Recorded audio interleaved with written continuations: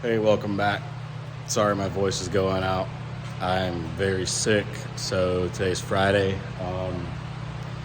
Slowly moving in on this thing. Got today's work done, so just kind of here piddling around on this thing. Let me show you what I've got done since the last time I've talked to you guys.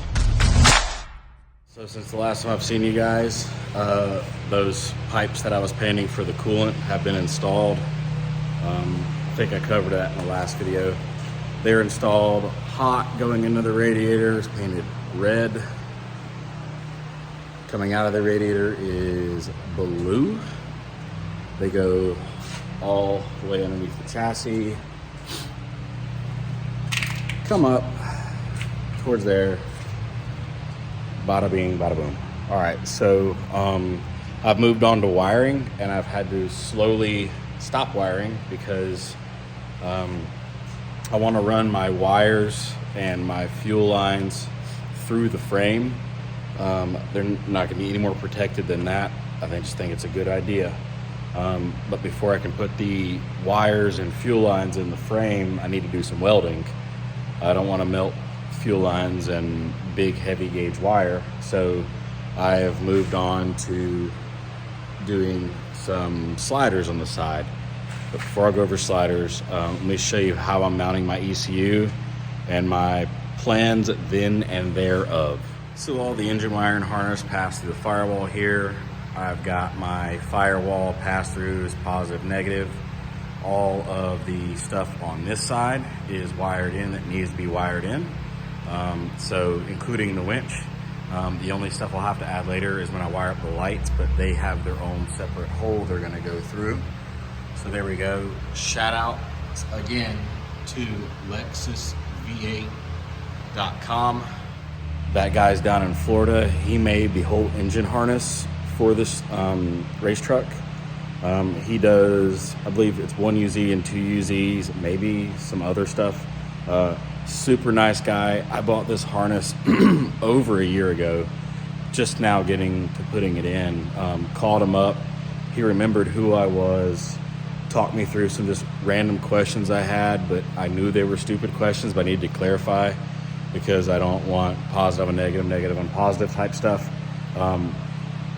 30-second phone call as far as dealing with what I needed, and then we chatted for another 5 minutes probably.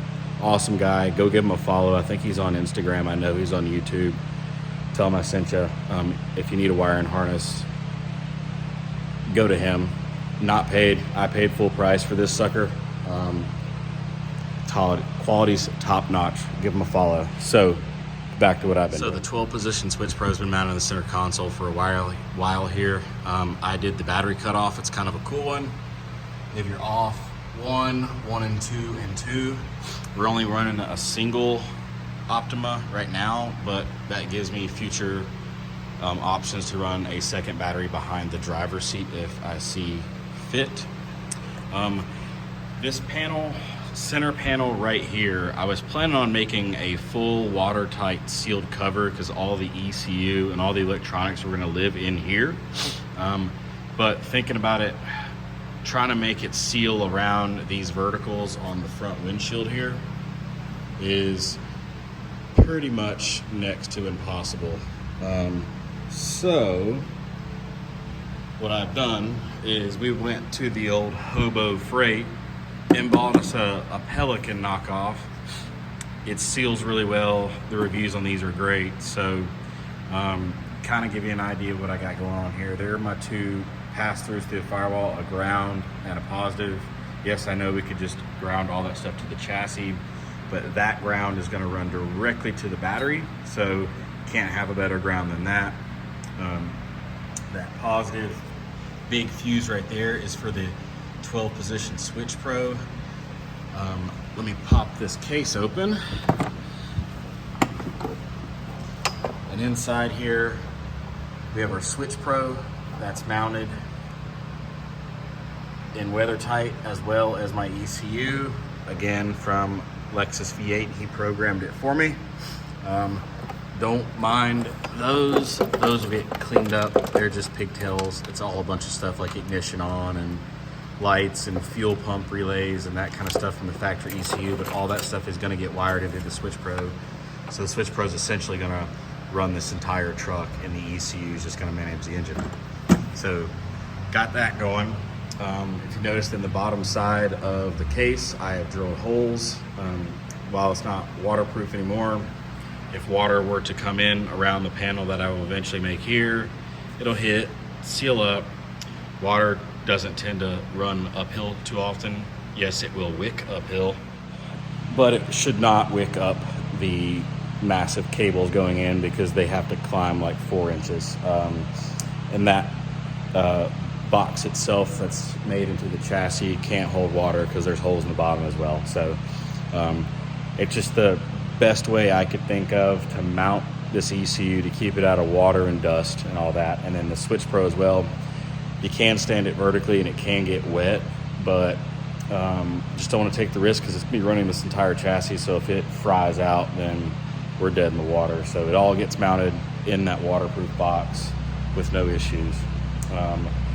The main cables are coming down through here. They're routed down and over. They're gonna come down top of the frame here. We're gonna cut a hole, put some abrasion guard around the hole. It'll come in. That cable will come down through the frame, all the way out the back. Again, another hole here and a hole here. Cables will come up with abrasion guard like that. And then there's the battery. Somewhere right here, I'll have a big breaker for the entire truck. So if something were to short out, breaker pops. I like breakers more than fuses. When you run a fuse, the fuse pops, then you have to have a spare fuse. And you have to change the fuse. So if a breaker pops, it simply is finding what caused the short, flip the breaker back on your way. I just find it easier. Sometimes it's from an overload, like you might have all your lights on and a winch, and winching, it pops. I gotta turn some lights off and go from there. I like right at the point, so I've done my calculations for this whole truck. The winch, looked up Warren's website for their Evo 10S. It pulls 358 amps at full load, so no line on it. You're doing all 10,000 pounds. The most it ever pulls is 358. ECU, looking online, as far as the engine running and all that jazz, pull around 30, 35 total. And then we have our lights and stuff, and you add all that up, and fans and blah, blah, blah. I got to right at around 430, 440 with doing just quick rough math. So I ordered a 450 amp breaker. I also ordered a 500 just in case it's popping instantly. But again, that'd be everything on the chassis and winching at the same time. So I think the 450 will be good. I don't foresee having all the lights on, all the fans on, and trying to winch to the winch's max capacity. So the 450 is probably all right. Again, if it's not enough or I find it's too much, we could drop down to a 400, but I like flirting with that edge. That way, if you do have a short, the brake's gonna pop a lot sooner. Do the same thing with your fuses, right? So if you're just running a little light that's 10 amps, which is actually a pretty big LED light, put like a 15 in it or something like that. Don't go straight for the 30. Just a little tip. So let me get back to covered wiring. Let me get back to slider time. So quickly just made me some sliders, nothing fancy. 90, 90 comes off the plate right here that we use for our trailing arm on both of those. That's 1/4 inch thick plate. That's 3/16 that's doubled up, so that's not going anywhere. And then made some 1/4 inch plates there on the front and the second. We'll call them gussets because I'm tubes, gussets, whatever. So welder on the outside, plug weld the holes. Obviously tubes get welded on. That is 120 wall. And over here, more of the same. 90, 90, boom. Two main reasons for these. One is a step to be able to get in. I was gonna go a cutout right here in the side panel so you can put your foot in, but with the side angled out, that's kind of awkward to get in. I've been doing it, but I find myself stepping on the lift arms more. So sliders for a step, as well as sliders to protect the body in case we get into something. As you can see, they stick out, or stick in, I should say, way less than the inside of the tires. So really shouldn't have any more clearance issues. Keep me off some rocks there. Just nice little simple things. I was talking to Trey, and he gave me the idea of running a vertical up into here, kind of like the side-by-sides and the rock bouncer guys are doing. Decided I'm not gonna do that because it's gonna be a pain when I comes time to do the paneling to cut around that and make it seal up right. Plus, again, they're 120 wall with big frame plates on there, and I think we'll be okay. I thought for a second of putting a panel all the way on top and doing like dimple dies up, but I don't think I'm gonna do that. None of my other trucks have it. I don't find an issue. Not a big top tread plate anyways on any vehicle, so my truck not doing that. I'll just put a little bit of grip tape on the top, and they're just going to get steel it coated anyways. So once that dries, a little strip of grip tape, it'd be enough to get in and out of. That's all I'm looking for. Looking for protection of rocks and something to hold my foot. So let me get the welding these back. They're tacked in place, everything's square, they're beautiful. So get to some welding here, and we'll be done. We'll paint this afternoon before we leave for the weekend, and another thing checked off the list, and hopefully next week I can get into wiring and get all the wiring. Speaking of wiring, this is all the Switch Pro stuff. So that right there is what lights come out of. Right there is some more thicker accessories. That mess has to get wired into all those pigtails coming off that ECU. And then also picked up some really cool gauges, or I should say dummy lights here. We'll put those in the dash somewhere. So that one right there is a battery warning light. So I can wire these straight off the ECU. So if I have a charging issue, low oil pressure, check engine light, all that stuff. These little things, they're super cheap on Amazon. They're super tiny, so they're not gonna be obnoxious. And then for my dash, we're just using a ultra gauge here. It plugs right to the OBD2. Yeah, so that'll be my dash. Let me show you how that's gonna hopefully look. So over on the driver's side, that panel and that panel will be flat, perfectly flat. This panel right here, where we have our brake lever we made a long time ago, over a year ago, this panel is going to come back and then down at a 90.